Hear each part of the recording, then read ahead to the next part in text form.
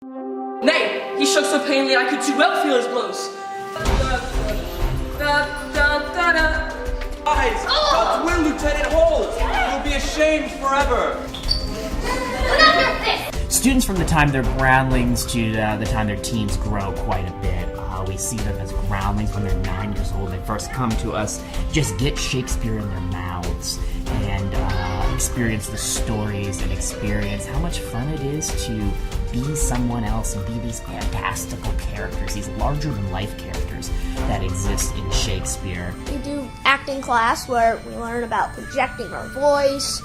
We also learn about how our emotions will often change how people perceive the play. This man hath my consent to marry her.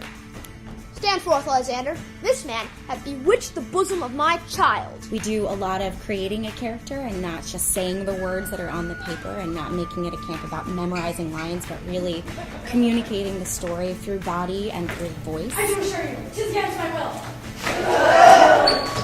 Some of my favorite lines are Helena's, because she's more of a comic character. How happy some or other some can be. Through Athens I am thought as fair as she, but what of that? Demetrius thinks not so. He will not know what all that he do know. I think one thing that a teaching artist brings to the table is that being a professional artist, they have the perspective of doing the work and also the enthusiasm for doing the work. And I think that translates into the camp atmosphere and keeps it fun. This is my 5th Camp Shakespeare, and I've performed in Macbeth, Titus Andronicus, Love's Labour's Lost, Othello, and now Richard III. But if I had to pick a favorite part, it would probably be the one that everybody talks about, is excited about, looks forward to all the time, laughs about, jokes about. It's stage combat. What more fun could it be to choreograph a whole sword fight? In text class, we start with the basics of iambic pentameter and figuring out what those words mean on the page, why Shakespeare put them there. It was usually not an accident as to what words he put in what order. And then we go through and really finding the operative words, pulling the imagery out of his words, and making sure the students understand what they're saying and why it's important that they say them in the proper way. I've learned so many things. First of all, English is my second language.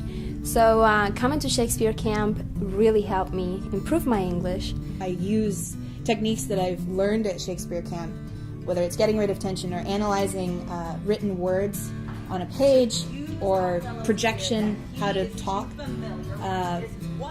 so that other people can understand me. I learned all those things at Shakespeare Camp, and I apply them to the rest of my life. The ensemble portion of Camp Shakespeare, I think, is one of the most important things about it. That's what I really love about these camps, is that we, the teaching artists, go out of our way to foster a real sense of community. I think it's a really special place in terms of how well the kids get along, how they take care of each other, how they look out for each other.